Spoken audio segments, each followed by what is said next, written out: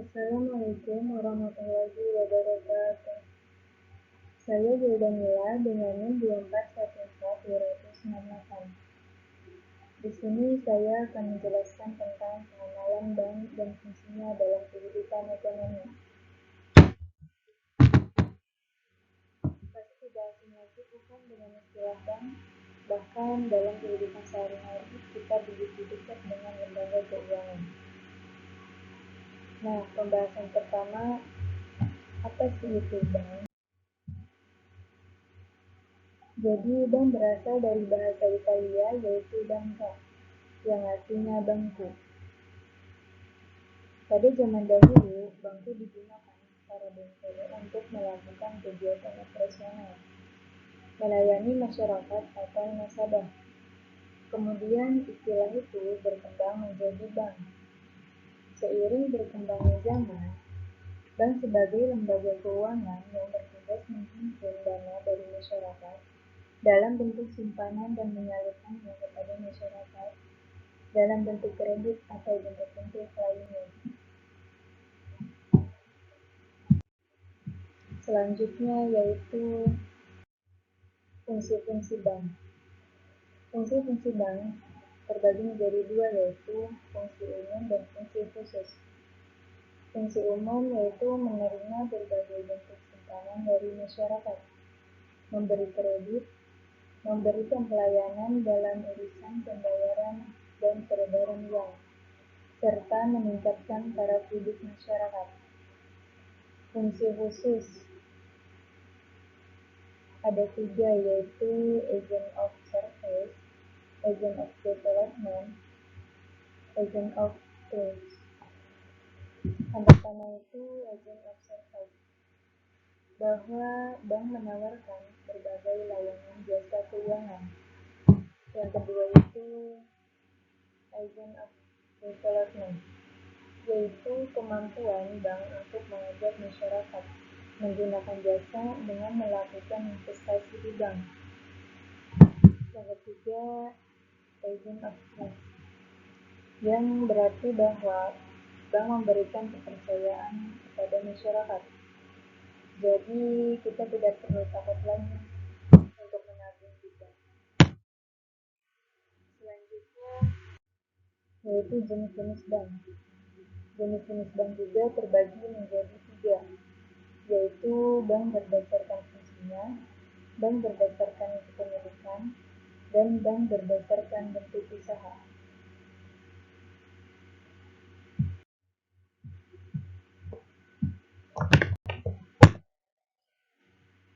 Bank berdasarkan fungsinya terbagi menjadi tiga, yaitu bank sentral, bank umum, dan bank pengkreditan dasar. Bank sentral yaitu bank yang diselenggarakan oleh Bank Indonesia, di mana bank ini memiliki kebijakan untuk mengatur dan mengawasi kegiatan perbankan di Indonesia. Yang kedua itu bank umum, yang melaksanakan kegiatannya dan atau berdasarkan bank syariah, yang dalam kegiatannya memberikan jasa dan dalam lalu lintas pembayaran.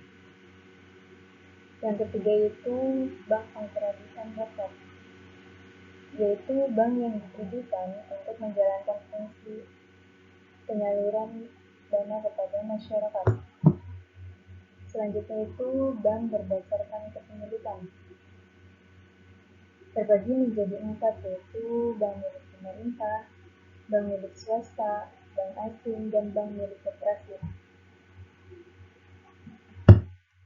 Bank milik pemerintah contohnya itu BNI, BRI, BTN, dan Bank Mandiri.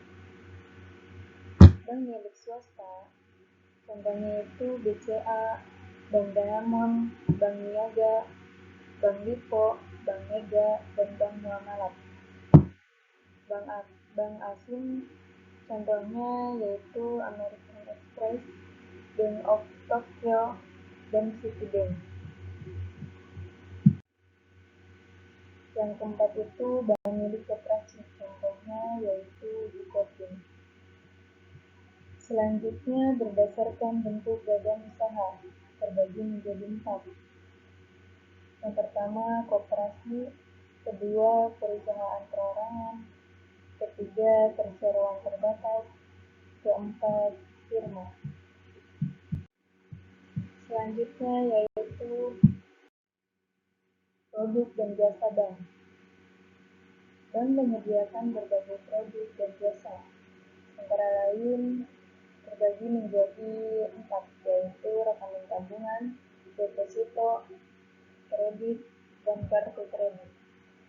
Yang pertama itu rekening tabungan, yaitu tempat menyimpan dana yang dapat diambil kapan saja. Kedua, deposito, yaitu investasi dengan jangka waktu tertentu dan bunga yang lebih tinggi. Ketiga, kredit, yaitu pinjaman dana yang harus dibayar kembali dengan bunga. Keempat, kartu kredit, yaitu alat pembayaran yang dapat digunakan untuk berbelanja dan membayar tagihan. Selanjutnya yaitu teknologi perbankan.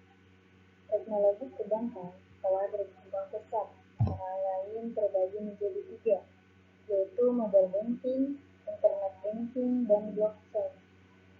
Yang pertama itu mobile banking, yaitu layanan perbankan yang dapat diakses melalui ponsel. Yang kedua, internet banking, yaitu layanan perbankan yang dapat diakses melalui internet. Yang ketiga, blockchain, teknologi yang memungkinkan transaksi keuangan yang aman dan transparan.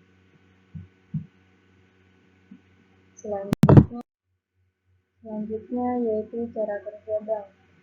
Yang pertama yaitu mengumpulkan dana. Jadi bank menerima deposito dari nasabah dalam bentuk tabungan, deposito, atau rekening giro. Yang kedua yaitu menyalurkan dana. Jadi bank menyalurkan dana kepada masyarakat dalam bentuk kredit, seperti kredit pemilikan rumah, kredit kendaraan, atau kredit usaha. Yang keempat, mengelola risiko. Jadi bank mengelola risiko kredit dengan melakukan analisis kredit dan memantau kemampuan nasabah dalam membayar kredit. Yang terakhir, menyediakan jasa. Jadi bank menyediakan jasa pembayaran seperti transfer dana dan pembayaran tagihan. Selanjutnya yaitu manfaat bank. Jadi manfaat bank tentu salah satunya adalah untuk mempermudah masyarakat dalam melakukan kegiatan ekonomi sehari-hari. Manfaat lain yang akan diperoleh pengguna jasa bank dari peran perbankan ini adalah yang pertama working balance, yang kedua investment, yang ketiga saving purpose. Yang pertama itu working balance, yaitu sebagai penunjang prosedur transaksi harian suatu bisnis sehingga dapat mempermudah proses penerimaan dan pengeluaran dari transaksi tersebut. Yang kedua, investment fund, yaitu sebagai tempat berinvestasi dengan harapan mendapat hasil dari penanaman investasi berupa bunga. Yang ketiga, saving purpose, yaitu sebagai tempat yang memberikan jaminan keamanan untuk penyimpanan uang sehingga terhindar dari pencurian secara fisik maupun adanya inflasi, devaluasi, dan depresiasi secara moral. Materi yang terakhir yaitu keamanan dan risiko bank. Terbagi menjadi 3, yaitu risiko kredit, risiko likuiditas, dan risiko operasional. Yang pertama itu risiko kredit, yaitu gagal bayar dari debitur. Yang kedua, risiko likuiditas, yaitu risiko kesulitan memenuhi kewajiban jangka pendek. Yang ketiga yaitu risiko operasional, yaitu risiko kerugian akibat kesalahan operasional atau sistem.